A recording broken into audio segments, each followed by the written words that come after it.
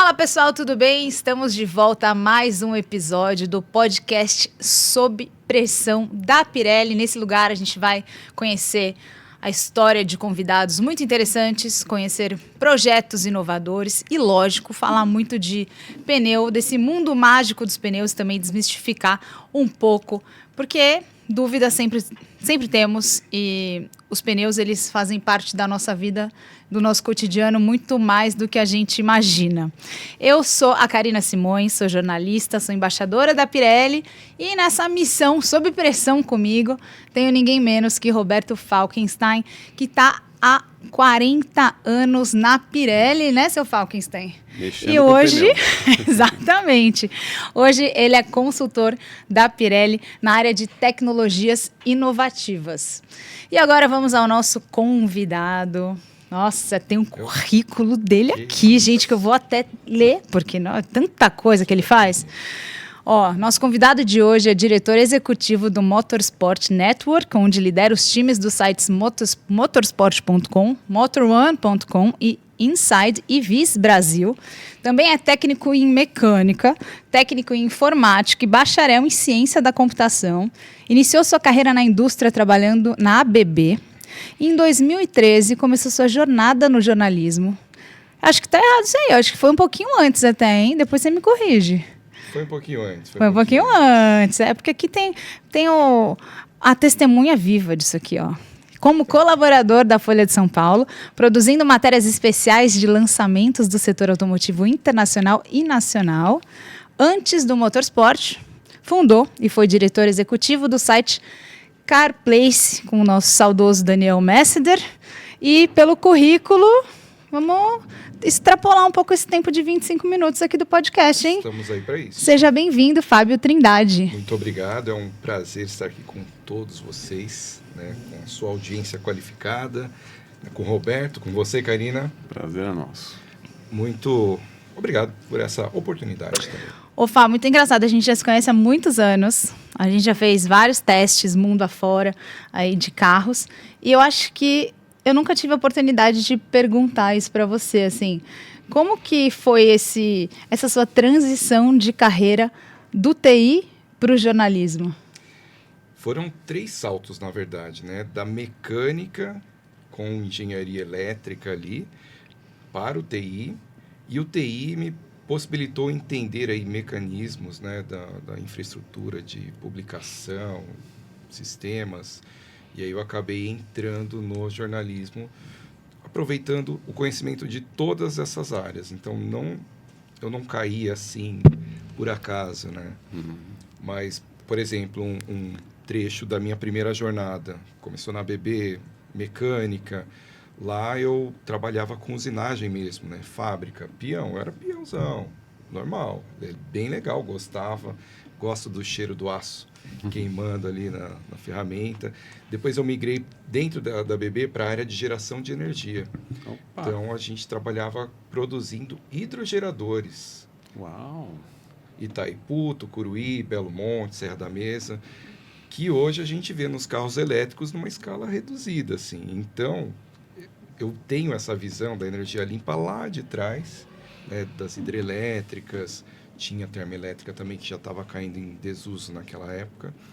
E então eu consigo hoje ter uma leitura de engenharia, mecânica, processos industriais e agora essa nova era, né, de eletromobilidade por conta dessa base.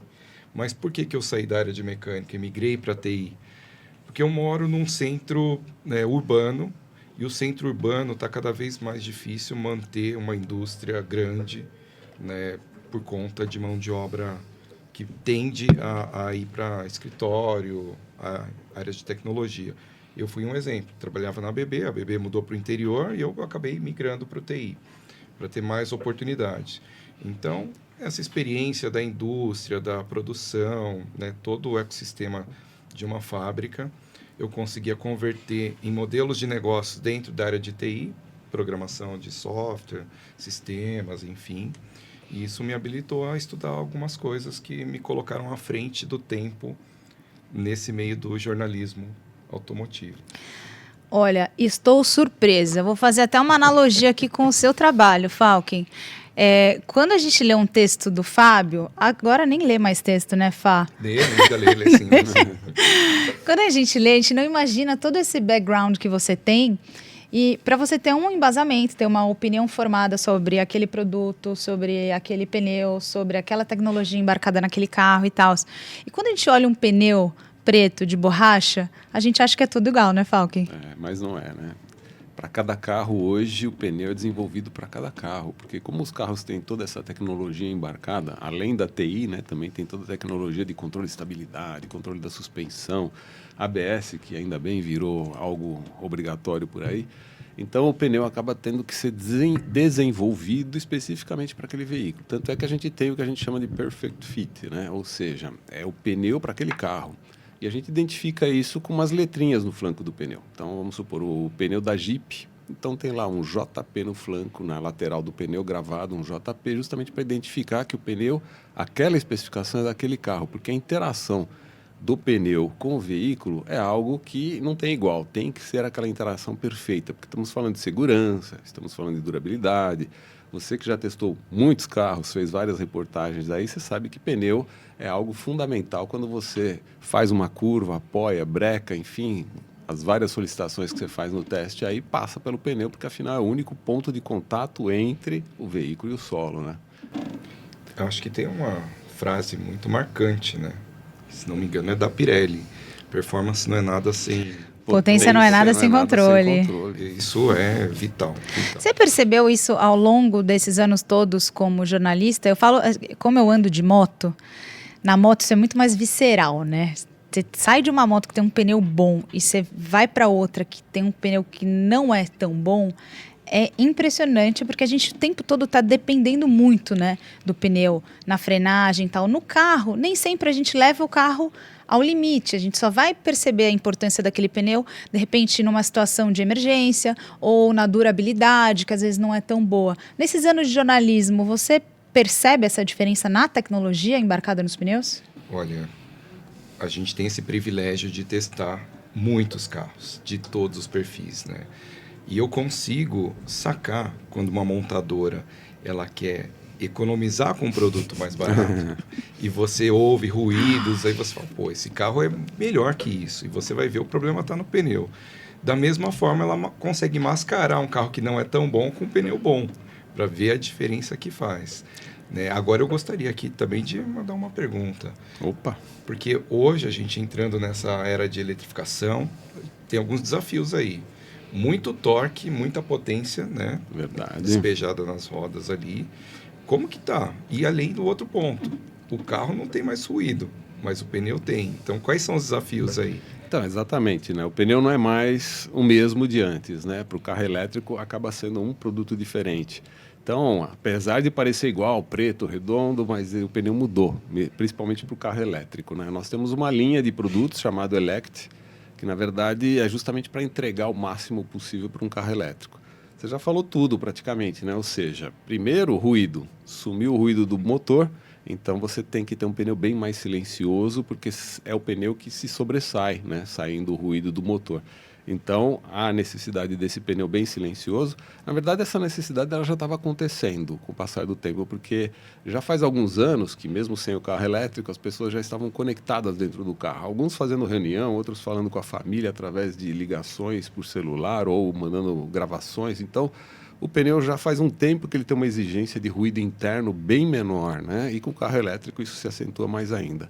Mas o carro elétrico ele tem, em função das baterias, um peso bem maior. Tendo um peso maior, e como você quer fazer a tua curva na mesma velocidade de sempre, então você tem que ter mais aderência para fazer aquela mesma curva, né? Um carro mais pesado, tem mais torque, é um motor que entrega bem mais torque, então você tem que ter uma resistência ao torque maior. Tudo isso de forma imperceptível, porque afinal você trocou ali o teu carro, você quer ter as mesmas características. Então, a distância de frenagem você quer a mesma, embora o carro é mais pesado, você tem que brecar na mesma distância de frenagem da geração anterior de carros, vamos bem dizer mais assim, pesado. né? Que é, exato. Então, no fundo, são tecnologias que estão aí. E a principal delas, Fábio, é o seguinte, né? A economia de energia. Porque o pneu, ele impõe uma certa resistência para rolar. Então você tem que ter o pneu chamado pneu verde, baixa resistência ao rolamento. A gente já tem isso no carro a combustão. É um pneu de baixa resistência ao rolamento para poluir pouco. Mas no caso do carro elétrico, ele se torna mais necessário ainda porque é a autonomia da bateria, né? Você quer ir tranquilamente fazer uma viagem longa e não precisar parar no meio para recarregar a bateria, mesmo porque hoje ainda demora um pouco para recarregar a bateria. Então, é nesse sentido que nós também trabalhamos. O pneu tem que ter baixa resistência ao rolamento para te dar uma autonomia de bateria suficiente para que seja confortável. Então, são vários detalhezinhos no pneu, tecnológicos, escondidos que estão ali, mas que você acaba tendo que colocar nesses veículos elétricos aí. Vou ressaltar aqui uma tecnologia que fez muito sucesso, né, falando em público até, no contato com a tecnologia, porque a gente conhece, acha incrível, mas não é todo dia que a gente tem a oportunidade de ver o público se impressionando com aquilo. Festival Interlagos 2022, a Pirelli fez uma ativação com o Seal Inside, mostrando a tecnologia para as pessoas, no qual o carro estava equipado com os 4 pneus, com a tecnologia Seal Inside, ele passava sobre uma cama de pregos, com vários pregos, não era um. Então, assim, fazia vários furos no pneu, e depois ia um piloto com as pessoas dentro do carro, faziam uma volta no circuito de Interlagos, e depois eles mediam a pressão do pneu e provavam que não houve perda de pressão. Conta um pouquinho sobre essa tecnologia. Então, o pneu ele tem um gel no interno dele, não? Em toda a volta do pneu, de modo que quando fura realmente, né, o prego vai ali até 5 milímetros de diâmetro, no caso, né, se for um furo na região da banda de rodagem, né, a parte que toca o solo, esse gel tampa o furo ali. Então, na verdade, você fez um furo, mas não perde o ar, porque ele automaticamente, esse selante interno aí, ele acaba vedando o furo aí. E podem ser vários furos. Muita gente usa e nem percebe. Esse pneu, essa tecnologia, ela é produzida aqui no Brasil, nossa fábrica da Bahia. Então, produzimos esse pneu, equipa alguns carros já nacionais aqui, justamente com esse objetivo de você propiciar aí mais segurança, porque afinal um furo pode te colocar numa situação de risco, pode te colocar num momento desagradável, você não queria parar naquele momento para arrumar o pneu, e na verdade aqui talvez você nem perceba que fura o pneu, você continua rodando e um belo dia talvez você para fazer uma revisão no pneu. Essa tecnologia está disponível em alguns tamanhos de pneu aí e tem justamente esse objetivo de conseguir dar mais segurança para todos nós.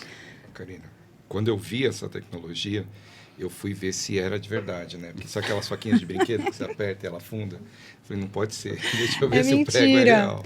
Não, e o barulho que faz é impressionante, né? O barulho que faz quando os pregos furam, assim, assusta todo mundo, porque é um barulho forte, né? E você fala, não, algum truque, não é possível, mas furou, realmente. Houve furo. Ô Fá, você acha, você que, né, tem também bastante feedback do público, que o consumidor brasileiro, ele enxerga o valor num produto como pneu dessa forma, assim, na hora de investir? Ou ele ainda fala, pô, mas pneu é muito caro, eu não vou pagar tão caro. Mas você acha que o consumidor brasileiro enxerga como isso, assim, ou se isso mudou ao longo do tempo? Eu acho que depende ali da faixa de preço, né, do carro. Então, dependendo da qualidade de condução que ele espera, ele fica muito atento a isso. Qualidade do pneu, a segurança que traz, ele sabe que é um item de segurança. Agora, nos modelos mais acessíveis, é questão de a gente conseguir mostrar esse valor, né? Porque muita gente vai pelo preço baixo. E o que a gente brinca, às vezes, quando tem essa discussão com algum leitor ou com algum parceiro, é que ele paga mais num tênis do que num pneu que ele vai colocar no carro dele. Nossa, falou tudo. Então, assim, é difícil a gente falar, esse pneu vai rodar, não sei, hoje quanto está aqui, 30 mil, 40 mil, 50 mil? 60 mil quilômetros. 60 mil quilômetros. Então, compra um tênis que vai andar um pouco, não vai parar aí uma velocidade de 120, né, que a gente pode falar 120 hoje aqui, mas não vai impactar em velocidades germânicas ali que ele está andando, né?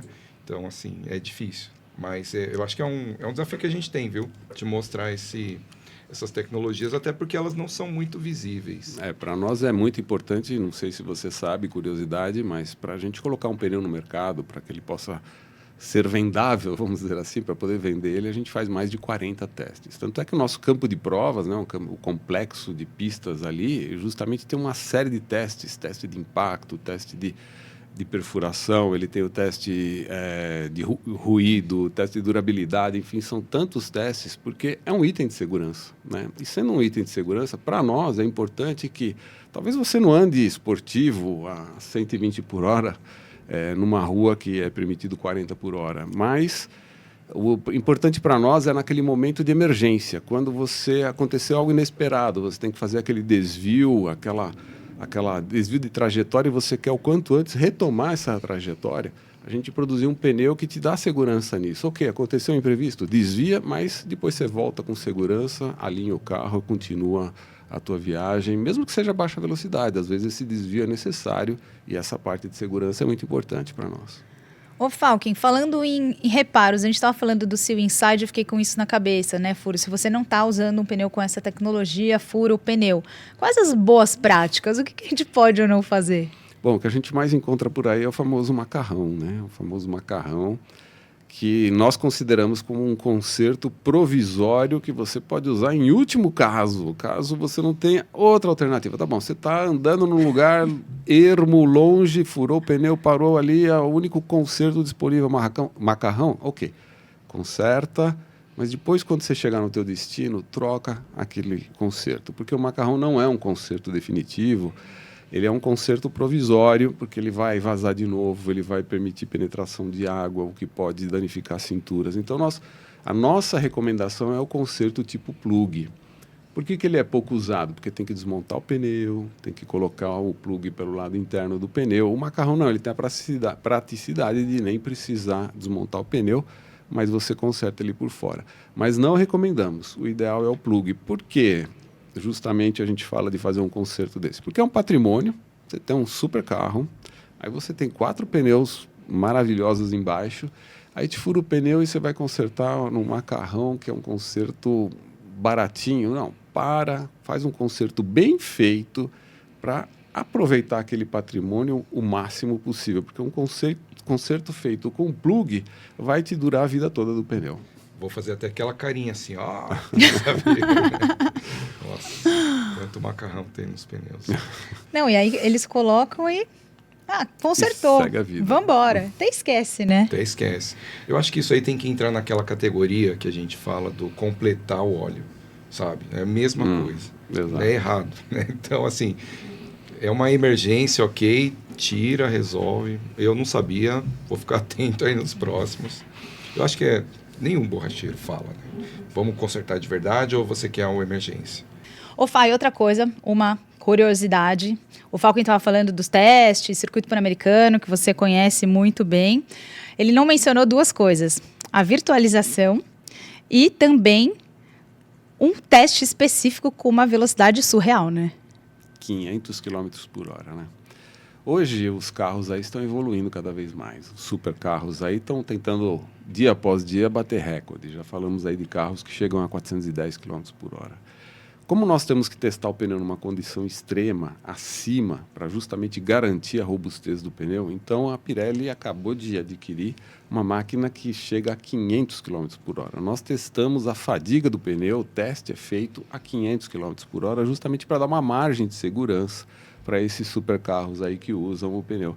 E você comentou bem, o projeto ele nasce, na verdade, antes do pneu chegar lá no campo de provas para fazer o teste, para todo mundo avaliar o pneu, ele nasce virtualmente. Hoje, nós fazemos o pneu nascer numa máquina, uma simulação computacional. Já temos simuladores, ou seja, uma pista virtual, a pessoa senta num simulador, fazemos testes em simulação também, e isso deve crescer agora nos próximos anos a velocidades bem altas, justamente para você ter, a priori, a garantia que você vai atingir todos os objetivos de consumo de combustível, de ruído, de frenagem, seja no seco, seja no molhado, a aderência no seco, no molhado. Tudo isso juntamente com o modelo do carro. Então, você acaba combinando o pneu e casando o pneu com o carro. Aí sim, lógico, depois da virtualização e da simulação, você acaba produzindo o primeiro protótipo e usa o campo de provas para testar. Então, quando chega na mão do jornalista, do avaliador de pneus ali, já passou por algumas etapas aí. Inclusive, os nossos pilotos já testaram e garantiram que o produto vai funcionar a contento. Olha aí, pauta para você, Eu hein? não vou chegar a essa velocidade, não. Pauta para os seus canais. Acho que aqui a gente não tem um ambiente que a gente consiga atingir isso, né? Pensando aqui, talvez uma reta infinita, mas... Meu, eu tava semana passada agora na NHRA lá nos Estados Unidos, assistindo ao vivo a prova de arrancada na Las Vegas Speedway, e eles passavam dos 500 km por hora, passavam. Não, eu tô... Passavam.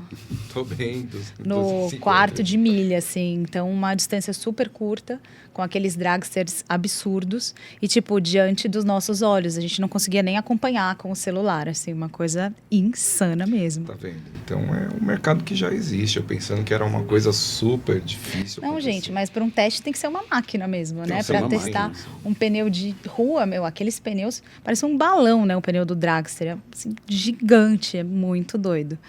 Mas voltando aqui para o jornalismo, vamos falar disso?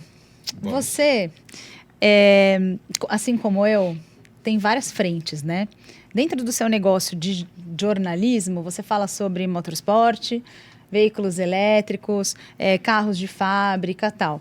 A nossa atuação como jornalista faz eventos também, né? Deixou de ser simplesmente sentar e escrever sobre um produto, né? A gente é muito mais 360, talvez pela velocidade com que as coisas acontecem. Eu estava falando num podcast agora, mais cedo, que como mudou, né? Quando a gente simplesmente escrevia, ia lá um fotógrafo junto, fazia as fotos do carro. Agora não, a gente tem que tirar foto, ser um baita empresário, equilibrar milhões de pratos, fazer a cobertura ao vivo. Como que é isso para você? Como que você enxerga esse momento do jornalismo?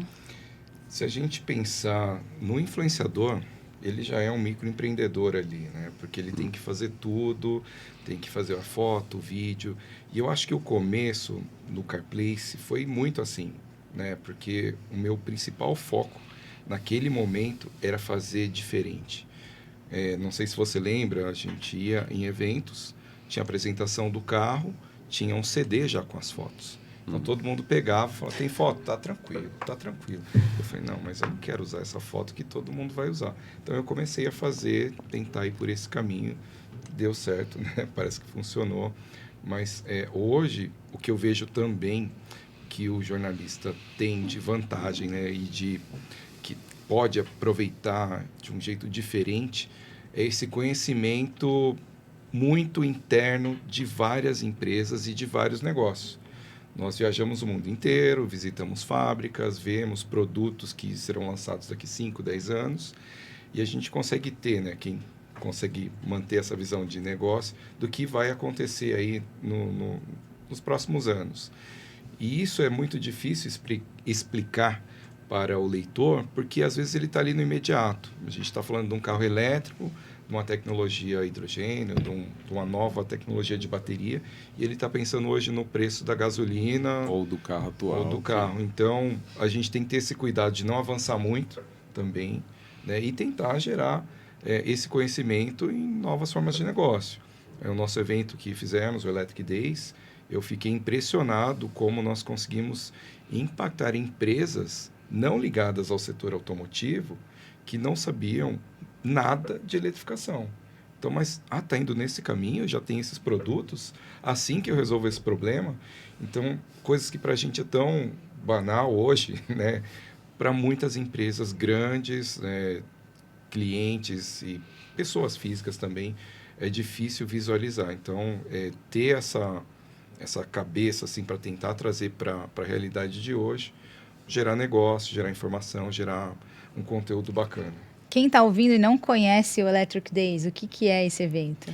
O Electric Days é um evento que fazemos pelo mundo, né? E esse ano teve a primeira edição no Brasil, que conectamos empresas que produzem veículos eletrificados, elétricos, empresas de infraestrutura, né? Empresas que estão de alguma forma conectadas né, com esse ambiente da indústria automobilística, empresas de pneu, por exemplo, né, para fazer pneu para carro elétrico, empresas no geral, né? A gente teve lá bancos, empresas de logística também.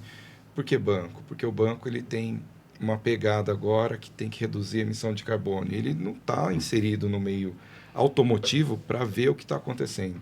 Então, eu tive que responder perguntas básicas lá. O que é um carro híbrido? Quais os tipos Uau. de carro híbrido? Para bancos, que se eu falar o nome aqui, vocês ficam assim, né? Então, isso foi legal para entender que tem muita conversa ainda para colocar na mesa, né, para trazer essa informação, para ensinar aí e a gente vê o futuro que a gente vai seguir, né? Elétrico ou combustão? Eu acho que ambos. Ambos por um bom tempo, mas no futuro eu vejo só elétrico. Muito menos componente. E eu acho que a resposta para quem não acredita, quando dirigir e ter uma experiência ali de uma propriedade de um carro elétrico, muito menos componentes, muito menos manutenção, não emite. Agora, se não for na nossa geração, talvez as próximas gerações que são mais conscientes, querem um mundo mais limpo. Então, assim, eu vejo que vamos ter aí uma exigência maior dessa geração que está chegando por produtos mais limpos. A gente já começa a ver isso em produtos normais, né? Sem uso de animais em testes, nada de origem animal, embalagens 100% recicláveis. Então, isso é só a pontinha do que eu acho que vai... O jornalista vai testando exigir. só carro elétrico, nada mais de V8 biturbo, nada disso. Então, mas e a aceleração do elétrico? Não, né, é que animal. insano? Eu sei. A Tudo falta de falo. barulho. Vou contar um segredo aqui. Fomos no lançamento do Taycan, né, um esportivo bacana da Porsche, e o que estava puxando a fila lá no autódromo era um Porsche 911. Pô, você jura? Sim. Ai, não Mas acredito o que a gente que eles fazia? fizeram Tá, isso. legal, o Taycan é muito legal, é muito bom, mas eu baixava o vidro para ouvir o ruído do 911. Então, assim, pra gente ainda faz falta. Um evento que te marcou, Fá? Aí é complicado, hein? Acho que são coberturas, né, importantes. De repente você está num momento histórico e não percebe. Então, acho que para gente que gosta de carro, às vezes você vê o nascimento de um carro e não percebeu que ele vai se tornar uma lenda, né? Eu lembro, por exemplo, que eu estava no Salão de Paris e teve o lançamento da geração 7 do Golf. Eu estava na primeira fila, né? E o carro, ele é um ícone para muita gente, né?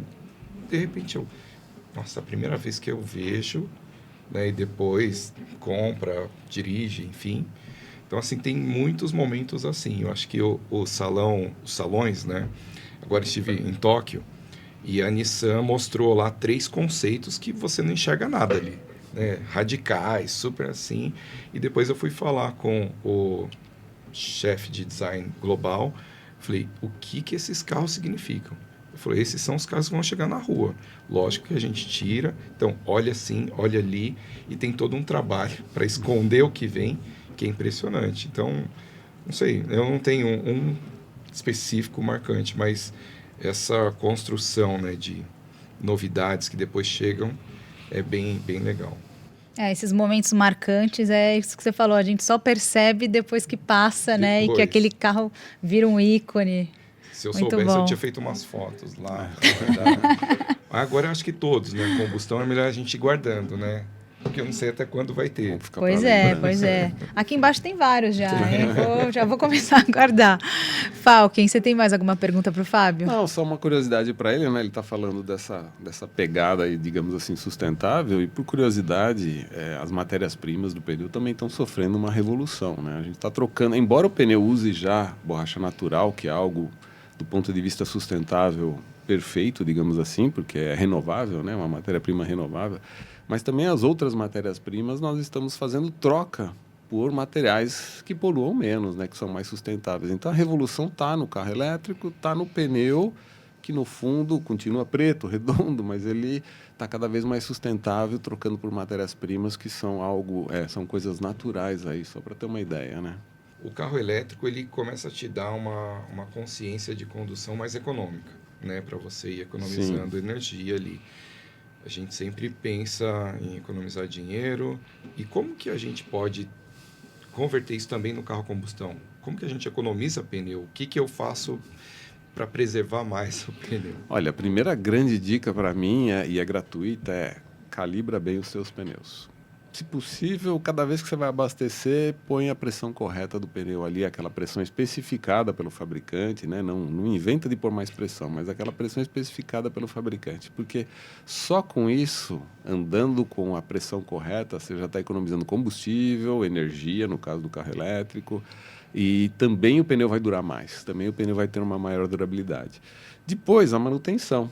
Mesmo no caso do carro elétrico, o famoso alinhamento, balanceamento dos pneus é algo fundamental, né? Infelizmente, a gente tem algumas vias aí um pouco esburacadas, isso ajuda aí aos poucos danificando a suspensão. Então, você fazer o alinhamento, o balanceamento, isso faz também com que o pneu rode de uma forma melhor aí, né?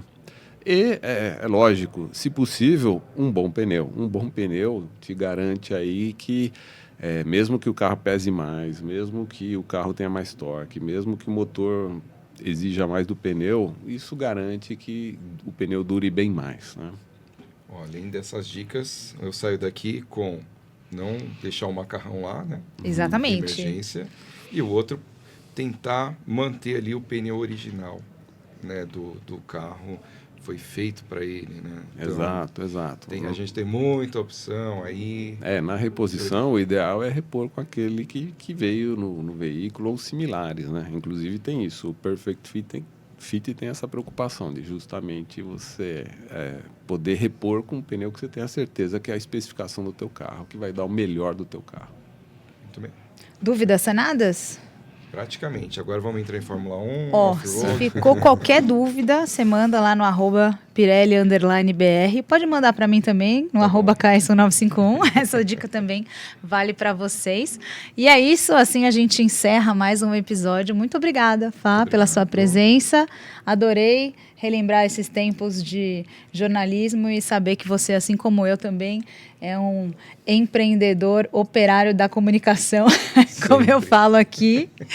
É isso aí, pessoal. Obrigada. Se você está acompanhando aqui nossos episódios, continue tanto no Spotify quanto no YouTube.